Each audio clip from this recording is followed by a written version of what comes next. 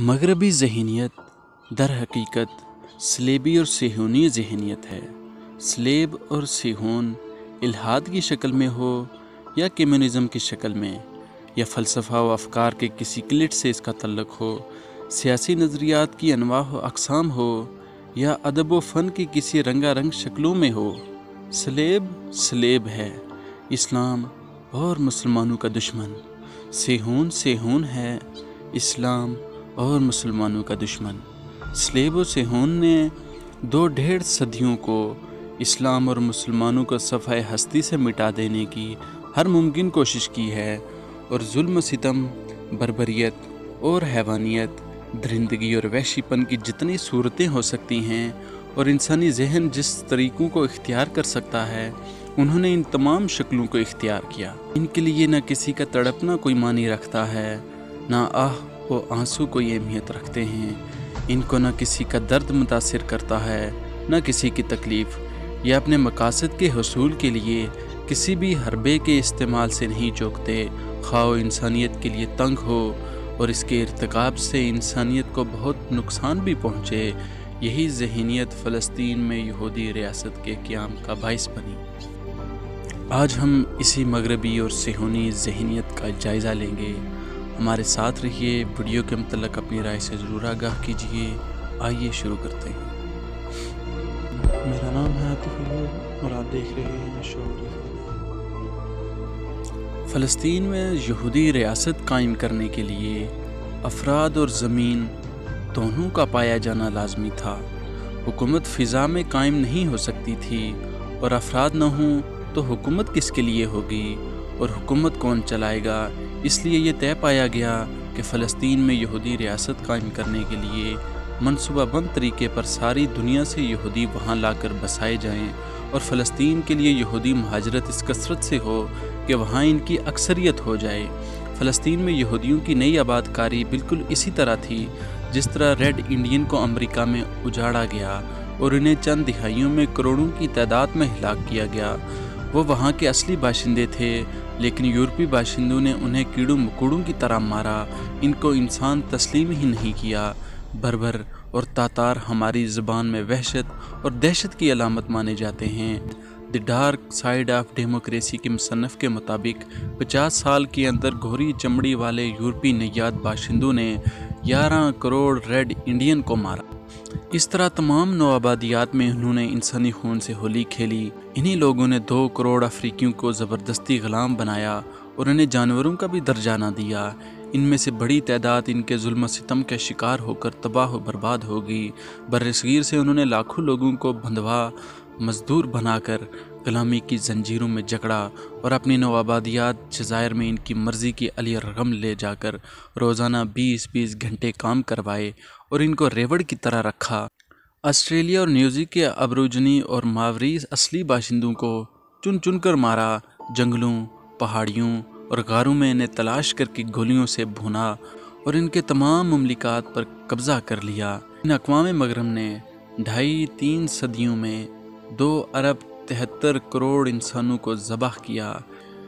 انہی لوگوں نے اپنے جیسے درندوں اور غداروں کو فلسطین میں اس کے اصلی باشندے عربوں کو اجاڑ کر بسایا اور اس کے ساری مملکات ارضیہ پر قبضہ کر لیا۔ فلسطین میں یہودی تعداد نہ ہونے کے برابر تھی۔ یروشلم میں 1170 عیسوی میں صرف 1 یہودی تھا، 1750 میں 150 یہودی تھے، مگر 19ویں صدی 1897 میں 24,000 یہودی آباد ہو گئے۔ فلسطین میں یہودیوں کی مہاجرت ہزاروں سے شروع ہوئی اور 30 لاکھ سے زیادہ یہودی وہاں ہجرت کر کے آئے۔ فلسطین کے لیے یہودی مہاجرت پورے عالم سے ہوئی، اور اس کے لیے عالمی صہیونی بینک اداروں اور ایجنسیوں نے ہر طرح کا تعاون کیا اور سہولیات فراہم کی، اور یہودی مہاجرت کے لیے خلافت عثمانی پر عالمی دباؤ بھی بنا، اور اس کے سقوط کے بعد عرب سیکولر نوازوں، قومیت پرستوں اور عرب کمیونسٹوں نے اپنی فکری ضلالت کے سبب ان کو فلسطین میں آ بسنے اور فلسطینیوں کو اجاڑ دینے میں برضا و رغبت یا بغفلت یہود کی بھرپور مدد کی۔ خلافت عثمانیہ کا اسلامی عنوان اور پہچان ختم ہونے اور قومیت اور سیکولرزم کے آ جانے کے بعد یہود کے لیے فلسطین میں یہودیوں کو بسانا بہت آسان ہو گیا۔ یہود کی مہاجرت کے لیے عالمی سیاسی حالات اور عالمی و علاقائی جنگیں بھی کارآمد ثابت ہوئیں۔ 1882 کے قریب روس میں ان کی نسل کشی ہوئی۔ اس طرح مشرقی یورپ میں ان کی شرارتوں کے سبب مصیبتیں آئیں۔ پھر یورپ میں فاشزم نے ان کو رسوائی، تباہی اور ذلت کے قہر میں دھکیل دیا۔ امریکہ میں اس دور میں یہ مذاق بنے ہوئے تھے۔ ان وجوہات نے ان کو شوق ہجرت کے پر لگا دیے، اور ان کا خود اندازہ تھا کہ اپنی دولت، تجارت، علمی و صنعتی جانکاری اور برتری کے سبب فلسطینی عربوں سے نمٹ لیں گے۔ پھر قومیت نے عربوں کو پارا پارا کر دیا تھا اور سب مغربی استعمار کے مکمل کنٹرول میں تھے، اس لیے فلسطین کے خطے میں ان کے اصل باشندوں سے نمٹ لینا اور ان پر حاوی ہو جانا ان کے لیے آسان نظر آیا۔ دوسری طرف عالمی طاقتیں ان کے لیے پشت پناہ تھیں۔ جنگ عظیم اول اور دوم میں عالمی قزاقوں کے لیے ان کی مالی و عسکری خدمات قابل ذکر تھیں، اور جرمنی کے فاشزم نے امریکہ، برطانیہ، فرانس اور روس کو ان کا ہمدرد بنا دیا تھا۔ ان متحدہ طاقتوں نے جرمنی کے یہودیوں کے لیے بھاری تاوان وصول کیا۔ اس سے بھی فلسطین کے لیے یہودی مہاجرت میں بڑی آسانی ہوئی۔ ماہرین کا کہنا ہے کہ 1882 تا 1944 تک فلسطین میں یہودی مہاجرت کے 5 ریلے آئے، اور اس 64 سالہ مہاجراتی مرحلوں میں یہود کی تعداد فلسطین میں یہودی ریاست قائم کرنے کے لائق ہو گئی۔ 1839 کی مردم شماری کے مطابق پورے فلسطین میں یہودیوں کی تعداد 6,500 سے 6,000 تھی، اور آدھی یہودی آبادی قدس میں تھی، اور فلسطین عربوں کی تعداد 30 لاکھ تھی۔ ایک ہی سال کے اندر پھر یہود کی تعداد 10,500 ہو گئی۔ 1880 میں فلسطین میں نو آباد یہودیوں کی تعداد 25,000 ہو گئی۔ ان کی نصف تعداد قدس میں آباد تھی۔ 1897 تک عالمی دباؤ اور ترغیب و ترہیب کے باوجود فلسطین میں یہودیوں کی تعداد 50,000 کے درمیان رہی۔ یہ تعداد بھی خلافت عثمانی کی اسلامی پالیسی کے علی رغم تھا، اور انتظامیہ میں رشوت اور بدعنوانی کا نتیجہ تھا۔ 1882 میں یہودی مہاجرت کا جو پہلا ریلا رشیا اور مشرقی یورپ سے آیا تھا، اور یک بیک ان کی تعداد 25,000 سے 50-60,000 ہو گئی، یا 1839 میں 6,500 سے 1897 تک ان کی تعداد 50,000 ہو گئی۔ یہ سب فلسطین انتظامیہ کی بدعنوانی اور رشوت خوری کا نتیجہ تھا، ورنہ سلاطین عثمانیہ کی پالیسی کے یہ بالکل خلاف تھا۔ یہودیوں اور صلیبیوں کی سازشوں سے عثمانی سلاطین پوری طرح آگاہ تھے، اور فلسطین میں یہودیوں کے صہیونی مقاصد سے باخبر تھے۔ جب فلسطین کے متعلق تمام عالم صہیونیت اور عالم صلیبیت کی مشترکہ سازشیں بڑھنے لگیں تو 1855 میں عثمانی خلافت نے ایک قانون بنایا جس کے مطابق فلسطین میں غیر فلسطینی زمین نہ رکھ سکتا تھا اور نہ ہی خرید سکتا تھا۔ اس لیے 40 سال کے اندر ان کی تعداد زیادہ نہیں بڑھ سکی، اور جو بڑھی بھی انتظامیہ کے کرپشن کے سبب بڑھی۔ سلطان عبدالحمید ثانی کے دور میں 1877 تا 1909 میں صہیون و صلیب سازش پر کڑی نظر رہی۔ سلطان کے دور میں عالمی دباؤ بڑھا کہ یہود کو فلسطین میں آباد ہونے کی اجازت دی جائے۔ امریکی سفیر اور دیگر سفراء کی کوششیں اس مسئلہ میں کلی طور پر ناکام ہو گئیں۔ انہوں نے یہودی پیغمبر کو بتلایا کہ فلسطین کو چھوڑ کر یہودی عثمانی سلطنت کے کسی خطے میں پرامن طریقے سے رہ سکتے ہیں۔ جون 1982 میں سلطان نے فلسطین کے ذمہ دار کے نام ایک فرمان جاری کیا کہ روس، بلغاریہ اور رومانیہ کے یہود کو قدس میں داخل ہونے سے روکا جائے اور وہاں ان کے داخلے پر پابندی عائد کر دی جائے، اور عثمانی سلطنت کے گورنروں کی انجمن کے نام فرمان صادر ہوا کہ یہود کو فلسطین میں آباد ہونے کی قطعاً اجازت نہیں ہے۔ جب پھر یورپی ممالک کا دباؤ بڑھا تو اسی سال شاہی قوانین بنے کہ یہود فلسطین میں صرف مقامات مقدسہ کی زیارت کے لیے جا سکتے ہیں اور صرف 3 ماہ ٹھہر سکتے ہیں، اور یہ بھی طے پایا کہ عثمانی سلطنت کے یہودی باشندوں کے سوا دیگر ممالک کے یہودیوں کے لیے لازمی ہے کہ اپنی دینی شناخت کے لیے اپنا پاسپورٹ ساتھ میں رکھیں، تبھی ان کو زیارت کے لیے محدود مدت کی اجازت مل سکتی ہے۔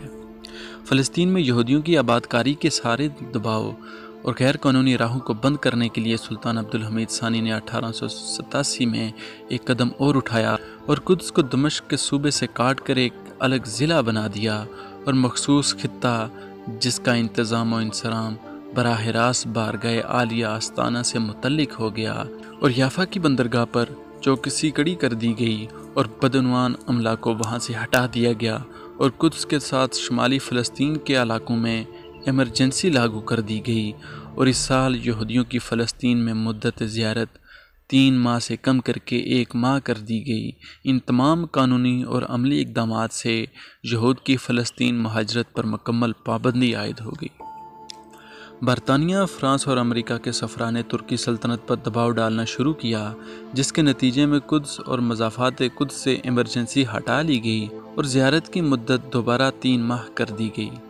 1892 میں سلطان عبدالحمید ثانی نے قانون بنایا کہ فلسطین میں حکومت کی زمینیں عثمانی یا غیر عثمانی کسی یہودی کے ہاتھ بیچی نہیں جا سکتیں۔ اس طرح عثمانی سلطنت کے شہریوں کے لیے ممنوع قرار پایا کہ وہ یہود کے ہاتھ زمین بیچیں۔ اس مرتبہ برطانیہ نے مداخلت کی اور اس قانون کے اثرات زائل ہو گئے اور اس سلسلے میں مختلف حقوق اور بین الاقوامی معاہدوں کے حوالے دیے گئے۔ اب تک فلسطین میں یہودیوں کی تعداد 40,000 ہو گئی۔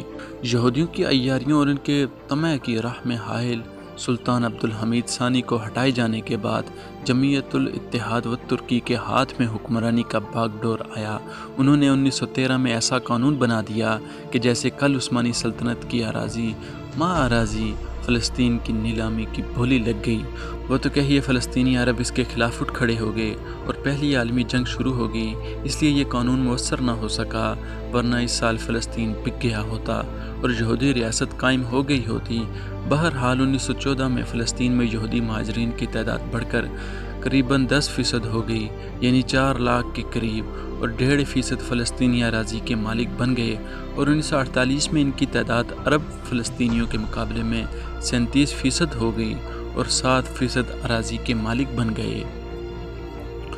1982 میں جب روس، بلغاریہ اور رومانیہ میں یہود پر زمین تنگ ہونے لگی تو انہیں عثمانی سلطنت کے دیگر خطوں ترکستان اور عراق میں آباد ہونے کی اجازت مل گئی۔ 1948 میں فلسطین میں یہودی ریاست کے قیام کے بعد پھر ساری دنیا سے یہودیوں کی مہاجرت کی راہ میں کوئی رکاوٹ ہی نہ رہی اور اب تک مہاجرت کا سلسلہ جاری ہے۔